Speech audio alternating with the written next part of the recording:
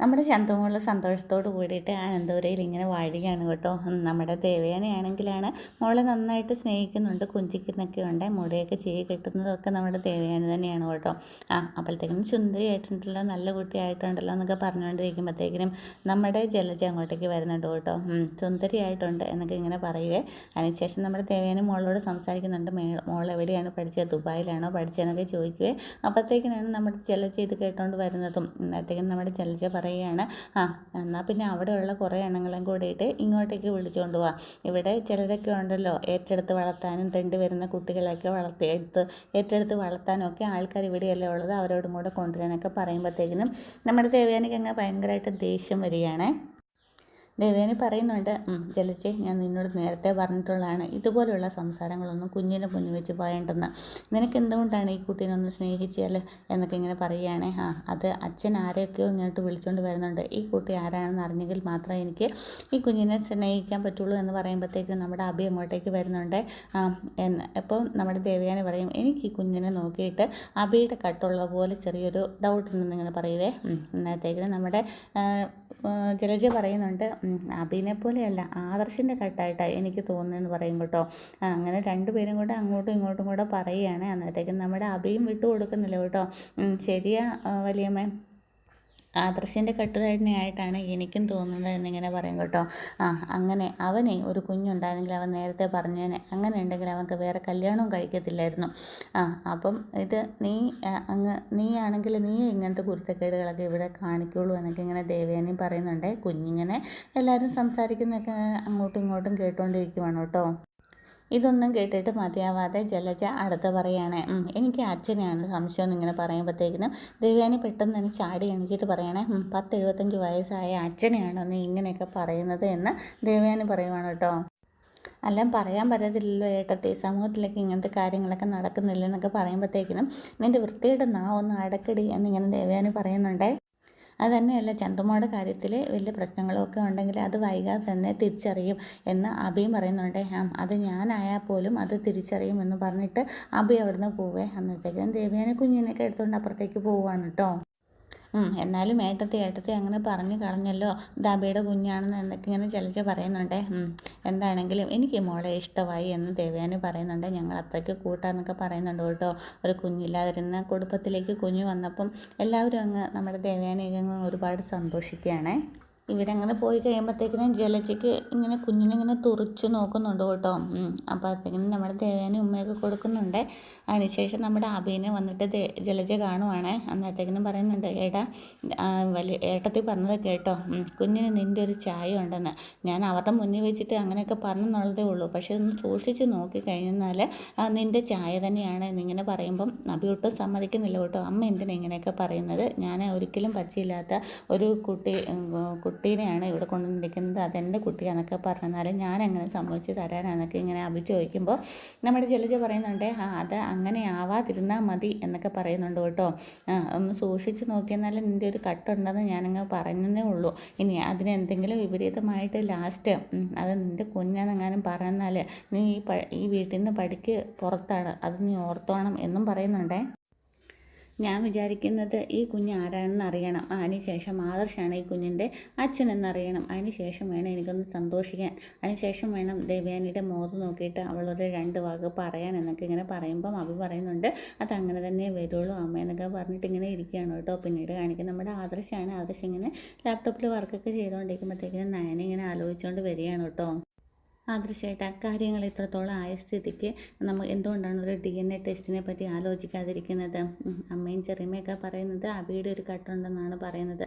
അപ്പോഴത്തേക്കും നമ്മുടെ ആദർശ് പറയുന്നുണ്ട്, എനിക്കും അങ്ങനെ തോന്നാതിരുന്നില്ല, നിനക്കും ഒന്ന് ചോദിക്കുമ്പോൾ എനിക്കും അങ്ങനെ തന്നെയാണ് തോന്നുന്നത്.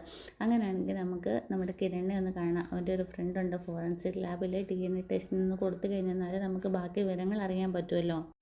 എന്നാൽ പിന്നെ കിരണിനെ വിളിക്കുക, ഇന്ന് തന്നെ നമുക്ക് മുടി കളക്ട് ചെയ്തിട്ട് കൊടുക്കുക എന്ന് പറയുമ്പോൾ ആദർശ് എണീച്ചിട്ട് പറയുന്നുണ്ട്, മുത്തശ്ശനാണെങ്കിൽ DNA ടെസ്റ്റിനോടൊന്നും ഇപ്പോൾ താല്പര്യമില്ല എന്ന് പറയുക. അത് മുത്തശ്ശൻ ചന്തുമോളിനെ എന്താണെങ്കിലും ഈ വീട്ടിൽ നിന്ന് ഒഴിവാക്കാനായിട്ട് ശ്രമിക്കത്തില്ല. ഇതിപ്പം എനിക്കും അങ്ങനെ തന്നെയാണ് ഇങ്ങനെ നയന പറയുന്നുണ്ട് കേട്ടോ.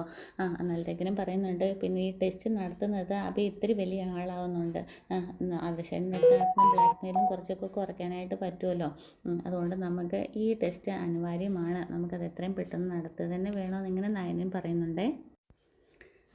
അപ്പോൾ ഇങ്ങനെ തീരുമാനിക്കാമല്ലോ, ആദർശേട്ടൻ്റെ കൈകൾ ശുദ്ധമാണെന്ന് തെളിയിക്കാമല്ലോ എന്നൊക്കെ പറയുമ്പോഴത്തേക്കിനും ആദർശ് പറയുന്നുണ്ട്, അപ്പം നിനക്കും കൺഫ്യൂഷൻ ഉണ്ടോ, ഡൗട്ടുണ്ടോ ചോദിക്കുക, അങ്ങനെയാണോ ഞാൻ പറഞ്ഞത് എന്നൊക്കെ പറയും കേട്ടോ. എന്നാൽ നീ ഒരു കാര്യം ചെയ്യുക, നീ പോയിട്ട് ചന്തുമോട്ട് മുടി കളക്ട് ചെയ്യുക, ഞാൻ അബിയുടെ മുടി കളക്ട് ചെയ്യാം എന്നൊക്കെ പറഞ്ഞിട്ട് പോകുന്നുണ്ട്. എന്താണെങ്കിലും അധികം താമസിയാതെ തന്നെ നമ്മുടെ നയനയും ആദർശും കൂടി മുടിയൊക്കെ 3 പേരുടെ മുടിയൊക്കെ സംഘടിപ്പിച്ചിട്ട് നമ്മുടെ കിരണിൻ്റെ അടുത്ത് കൊണ്ട് കൊടുത്തിട്ട് പറയുന്നുണ്ട്, ഇതിനകത്ത് യഥാർത്ഥ അവകാശിയെ കണ്ടെത്തണം എന്ന് പറയുന്നുണ്ട് കേട്ടോ നമ്മുടെ നയന. ഏതൊക്കെയായാലും ആദർശേട്ടനല്ല, പിന്നെ അബിയാണോ എന്ന് കണ്ടെത്തണം. ഇനി ബൈ ചാൻസ് അബിയും അല്ലെങ്കിൽ യഥാർത്ഥ അവകാശിയെ നോക്കി പോകുമൊന്നും വേണ്ട, കാരണം ഞങ്ങൾ നന്ദുമോളെ ഏറ്റെടുത്തതാണ്, ചന്തുമോൾ ഞങ്ങൾക്ക് അത്രയേറെ പ്രിയപ്പെട്ടവളാണ് എന്നൊക്കെ ഇങ്ങനെ പറയുമ്പം കിരൺ പറയുന്നുണ്ട്, അതെന്താ അങ്ങനെ ഏതൊരു യഥാർത്ഥ അവകാശം ഉണ്ടെങ്കിൽ എപ്പോഴാവണമെങ്കിലും അവളെ അന്വേഷിച്ച് വരത്തില്ലേ, അത് നിങ്ങൾക്ക് അപ്പോൾ സങ്കടമാവില്ലേ, നിങ്ങൾ ഒരുപാട് സ്നേഹിച്ചിട്ട് എന്നൊക്കെ ഇങ്ങനെ പറയുന്നുണ്ട്. നിങ്ങൾ വിചാരിക്കും പോലെ മറ്റുള്ള ചിന്തകളിലേക്കൊന്നും പോകണ്ട. എന്താണെങ്കിലും നമ്മുടെ മോളുടെ അമ്മ പറഞ്ഞത് അനന്തപുരയിലെ കൊച്ചുമകളാണെന്നാണ്. അപ്പം ആ ഒരു കാര്യത്തിലൂടെ പോയി നോക്കിയെന്നാൽ അനി ഏതൊക്കെയാലും ഇങ്ങനൊരു കാര്യം ചെയ്യില്ല. പിന്നെ ഞാൻ തെറ്റ് ചെയ്തിട്ടുമില്ല. പിന്നെ ഉള്ളത് സംശയിക്കാനുള്ള കാര്യം അബി തന്നെയാണ്. അപ്പം നമ്മുടെ കിരൺ പറയുന്നുണ്ട്, ഞാനും വീട്ടിലിരുന്ന് സംസാരിച്ചപ്പോൾ പറഞ്ഞത് അബിനെ തന്നെയാണ് എന്നിങ്ങനെ പറയുവേ. അവനിപ്പോൾ എന്താണെങ്കിലും ക്ലീൻ ഷേവ് ചെയ്ത് നടക്കുകയല്ലേ, വെള്ള പൂശാനായിട്ട്. ഇപ്പം നവ്യയും കുഞ്ഞിനെയൊക്കെ സ്നേഹിക്കുന്നുണ്ട് അല്ലേ എന്നൊക്കെ ഇങ്ങനെ കിരൺ ചോദിക്കുമ്പോഴത്തേക്കിനും നമ്മുടെ നയന പറയുന്നുണ്ട് കേട്ടോ, സ്നേഹിക്കുന്നുണ്ട്, അമ്മയെ മാത്രമല്ല കുഞ്ഞിനെ ധാരാളമായിട്ടൊക്കെ സ്നേഹിക്കുന്നുണ്ടെന്ന് പറയുമ്പോഴത്തേക്കിനും അവൾക്ക് കൺഫ്യൂഷൻ തോന്നുകയാണ്. ഏതൊക്കെയാലും അബി സാധ്യത്തിന് വേണ്ടിയിട്ട് മാത്രമാണ് സ്നേഹിക്കുന്നത്, അവൻ്റെ അമ്മയും അങ്ങനെ തന്നെയാണ്. നമുക്ക് വിശ്വസിക്കാൻ പറ്റാത്ത കൂട്ടങ്ങളാണ് അവർ. എന്താണെങ്കിലും എൻ്റെ സുഹൃത്തിന് മറ്റ് അസൗകര്യങ്ങളൊന്നും ഇല്ലെങ്കിൽ എത്രയും പെട്ടെന്ന് തന്നെ ഈ റിപ്പോർട്ട് ഞാൻ എടുക്കുന്നതിന് വേണ്ടിയിട്ട് റെഡിയാകാമെന്ന് നമ്മുടെ കിരണം പറയുന്നുണ്ട്. മോളെ കാണണമെന്ന് കല്യാണിയും പറയുന്നുണ്ട് എന്നിങ്ങനെ കിരൺ പറയുക. ഒരു ദിവസം ഞങ്ങൾ അങ്ങോട്ടേക്ക് വരാമെന്നൊക്കെ പറയും കേട്ടോ. നിങ്ങൾ ഇടയ്ക്ക് മോളെ കൂട്ടിയിട്ട് അങ്ങോട്ടേക്ക് ഇറങ്ങുന്നതെന്ന് പറയുമ്പോഴത്തേക്കും നമ്മുടെ നയന പറയുന്നുണ്ട്, അതിവിടെ കുഞ്ഞിനെ കാണുമ്പോൾ തന്നെ മുഖം തിരിഞ്ഞ് നടക്കുകയല്ലേ, പിന്നെ എങ്ങനെയാണ് ഒന്ന് സംസാരിക്കുകയോ ചിരിക്കുകയോ പോലും ചെയ്യത്തില്ലെന്ന് പറയുമ്പോൾ കിരൺ പറയുന്നുണ്ട്, ഇനി അങ്ങനെയൊന്നും ചെയ്യല്ലേ, കൊച്ചു കുഞ്ഞുങ്ങളല്ലേ, അവരുടെ മനസ്സിന് നിഷ്കളങ്കമാണ് എന്നൊക്കെ പറയുമ്പോൾ ശരി ഞാൻ അങ്ങനെ ചെയ്യാമെന്നൊക്കെ ആദർശ് പറയുന്നുണ്ട്. അപ്പോൾ കാത്തിരുന്നു ഇനി നമ്മുടെ റിസൾട്ടിന് വേണ്ടിയിട്ട് എന്ന് പറഞ്ഞിട്ട് കിരൺ അങ്ങോട്ടേക്ക് പോവുകയാണേ.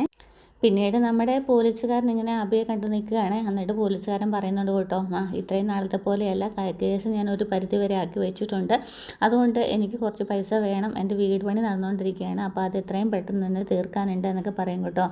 അന്നത്തേക്കും നമ്മുടെ അബി പറയുന്നുണ്ട്, സാറേ ഞാൻ അത് ഇപ്പോൾ കേസെല്ലാം മൊത്തം ആയിട്ടില്ലല്ലോ, എങ്ങനെയാണെന്നൊക്കെ ചോദിക്കുകയെ. അന്നത്തേക്കും പോലീസുകാരൻ പറയുന്നുണ്ട്, സാറിൻ്റെ മുത്തശ്ശൻ തന്നെയാണ് കേസൊക്കെ ഇങ്ങനെ എത്രയും പെട്ടെന്ന് ചൂടാക്കി കൊണ്ടുപോകുന്നത്, അല്ലാതെ എനിക്ക് അവിടെ ഒന്നും ചെയ്യാൻ പറ്റത്തില്ല എന്നൊക്കെ പറയും കേട്ടോ. അന്നേരത്തേക്ക് നമ്മുടെ അബി ചോദിക്കുന്നുണ്ട്, കംപ്ലീറ്റ് ആവുമോ, ഇത് എങ്ങനെയാണ് ഒത്തുതീർപ്പാവുമോ എന്നൊക്കെ ചോദിക്കുക. അന്നേരം പറയും, കേസിൻ്റെ ഗതിയൊക്കെ മാറ്റി വിടാവോ എന്ന് ഞാനൊന്ന് നോക്കട്ടെ, എന്തെങ്കിലും പൈസ അയച്ചു വിടുമെന്ന് പറയുമ്പം നമ്മുടെ അബി പറയുന്നുണ്ട്, ഒത്തിരി രൂപയില്ലെങ്കിലും വളരെ പെട്ടെന്ന് ഒന്നിച്ചൊന്നും ഒത്തുതീർപ്പാക്കാൻ പറ്റത്തില്ല, കുറച്ചായിട്ട് ഞാൻ തന്നു തീർക്കുക, ഏതൊക്കെയാലും ഇന്ന് ഒരു 1,00,000 രൂപ ഞാൻ തരാമെന്നൊക്കെ പറയും കേട്ടോ. അന്നത്തേക്കിനും പിന്നീട് വീണ്ടും അവരൊന്ന് സംസാരിക്കുകയും എന്നാലും സംസാരിക്കുന്ന വകയിൽ പറയും, മുന്നിലോട്ട് പോകും തോറും ഇത് പ്രശ്നമായി വന്നെങ്കിലോ, അതായത് ഞാൻ ട്രാൻസ്ഫർ ആകുമോ അല്ലെങ്കിൽ മറ്റേതെങ്കിലും സ്ഥലത്തൊക്കെ പോവുകയാണെങ്കിൽ ചിലപ്പോൾ വേറെ ആൾക്കാർ ഇവിടെ വന്ന് കേസ് അന്വേഷണം തുടങ്ങിക്കഴിഞ്ഞാൽ വീണ്ടും പ്രശ്നത്തിലേക്ക് ആവില്ലേ, അപ്പോൾ അങ്ങനെയാണെങ്കിൽ മൂർത്തി ജ്വല്ലറിയുടെ സ്വർണ്ണപ്പണിക്കാരൻ്റെ തലയിൽ തന്നെ ഇത് വെച്ച് കെട്ടിവെച്ച് വിടാൻ പറയേ പോലീസ് ഉദ്യോഗസ്ഥൻ. അപ്പം നമ്മുടെ അഭി പറയുന്നുണ്ട്, ഇല്ല അത് നടക്കും തോന്നുന്നില്ല, ഇപ്പം തന്നെ അയാൾ പേടിച്ചാണ് നടക്കുന്നത്, അതുകൊണ്ട് മുത്തശ്ശനും അതുപോലെ തന്നെ ആദർശിൻ്റെയൊക്കെ വിശ്വസ്തനുമാണ്, അതുകൊണ്ട് അങ്ങനെയുള്ള കാര്യങ്ങളൊന്നും അയാൾ ഏറ്റെടുക്കത്തില്ല, അയാൾക്ക് കുറച്ച് നീ പൈസ കൊടുത്ത് നോക്ക്. എന്നാലും അന്ന് അയാൾക്ക് പൈസയ്ക്ക് ആവശ്യമുണ്ടായിരുന്നു, പക്ഷേ ഇപ്പോൾ അയാൾ അതിന് നിൽക്കുമെന്ന് എനിക്ക് തോന്നുന്നില്ല എന്നൊക്കെ പറയുമ്പോഴത്തേക്കും പോലീസുകാരൻ പറയുന്നുണ്ട്, എന്നാൽ പിന്നെ ഈ കേസ് ഇവിടെ കൊണ്ട് തന്നെ സ്റ്റോപ്പ് ചെയ്ത് ഗതി മാറ്റി വിടണം, അപ്പോൾ അതിന് വേണ്ടിയിട്ട് ശ്രമിക്കണമെങ്കിൽ എനിക്ക് നല്ലൊരു എമൗണ്ട് വേണമെന്നൊക്കെ പറയുവേ. എന്നിട്ട് പോലീസുകാരൻ പോകുന്നു കേട്ടോ. പിന്നീട് നമ്മുടെ ആദർശിനെ നമ്മുടെ അബി ഇങ്ങനെ വിളിച്ച് വരുത്തും കേട്ടോ, എന്താടാ നീ ഇങ്ങോട്ടേക്ക് വിളിച്ച് വരുത്തിയെന്ന് പറയുമ്പം വീട്ടിൽ വെച്ച് പറയാൻ പറ്റാത്ത പല സംഭവങ്ങളുണ്ട്, അതുകൊണ്ടാണ് ഏട്ടനെ ഇങ്ങോട്ടേക്ക് വിളിച്ച് വരുത്തിയെന്നൊക്കെ പറയുവേ. എന്താണെന്ന് ചോദിക്കേ. നവിക്ക് കുറച്ച് കാര്യങ്ങളൊക്കെ നേടിക്കൊടുക്കാനുണ്ട്, അതുകൊണ്ട് എനിക്ക് കുറച്ച് പൈസ വേണമെന്ന് പറയും കേട്ടോ. അപ്പോൾ നമ്മുടെ ആദർശ് ചോദിക്കുന്നുണ്ട്, എത്ര രൂപ വേണമെന്ന് ചോദിക്കാനായിട്ടെങ്കിലും പറയും 10 ലക്ഷം വേണമെന്നേ. 10 ലക്ഷമോ, നീ ഇപ്പം തന്നെ ഞാൻ കുറച്ച് രൂപയൊക്കെ നിനക്ക് തന്നു കഴിഞ്ഞല്ലോ, പിന്നെ നിനക്ക് എന്തിനാ പൈസ എന്ന് ചോദിക്കുമ്പോഴത്തേക്കിനും ഇങ്ങനെ പറയും കേട്ടോ. അന്നേരത്തേക്കും പറയും, എനിക്കും കുറച്ച് ആവശ്യങ്ങളൊക്കെ ഉണ്ടെന്ന് പറയുവേ. നവിക്ക് വേണ്ടുന്ന കാര്യങ്ങളൊക്കെ ഞാൻ ചെയ്ത് കൊടുത്തോളാം എന്നിങ്ങനെ ആദർശ് പറയുമ്പോഴത്തേക്കിനും അതെങ്ങനെയാണ് ഇപ്പം തന്നെ അവൾ പറയുന്നത് അവളുടെ കാര്യങ്ങളൊക്കെ ചെയ്ത് കൊടുക്കുന്നത് ആദർശും നയനയും കൂടെയാണെന്നാണ്, അപ്പം എനിക്കും കൂടെ ഒന്ന് ഫ്രഷ് ആവേണ്ടേ, നിങ്ങൾ മാത്രം മിസ്റ്റർ ക്ലീൻ ആയാൽ മതിയോ എന്നൊക്കെ ഇങ്ങനെ അബി ആദർശിൻ്റെ അടുത്ത് ചോദിക്കും കേട്ടോ. അപ്പോഴത്തേക്കും ആദർശിനങ്ങനെ ദേഷ്യമൊക്കെ വരുന്നുണ്ട്. എന്നിട്ട് അബിയുടെ സ്വന്തം സ്വഭാവം, തനി സ്വഭാവം വെളിയിൽ ഇറക്കുവാണേ. എനിക്ക് വേണമെങ്കിൽ ഏട്ടൻ്റെ സ്വഭാവം ഇപ്പോൾ കാണിച്ചു വെച്ചിരിക്കുന്നതൊക്കെ എനിക്ക് വേണമെങ്കിൽ നാട്ടുകാരോട് എല്ലാവരോടും വിളിച്ചു പറയാം.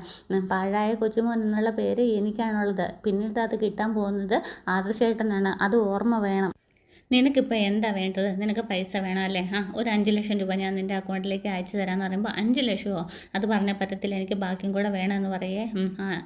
എനിക്ക് നിനക്ക് വിലയില്ലെന്ന് പറഞ്ഞാൽ അതുപോലെയല്ല, എനിക്ക് പൈസയ്ക്ക് വിലയുണ്ട്. ആറ്റി കളഞ്ഞാലും അളന്ന് കളയണമെന്നാണ് പഴഞ്ചൊല്ല് എന്നൊക്കെ ഇങ്ങനെ ആദർശ് പറയും കേട്ടോ.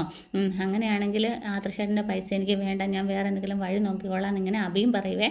അന്നത്തേക്കിനും വേണ്ട, ഞാൻ പൈസ അയച്ചു തരാം, 5 ലക്ഷം അയച്ചു തരാം, ബാക്കി പിന്നീട് അയച്ചു തരാം എന്നൊക്കെ പറയും. നീ എന്നെ ഒന്ന് മനസ്സിലാക്കുക എന്നൊക്കെ ഇങ്ങനെ ആദർശം പറയുന്നുണ്ട്.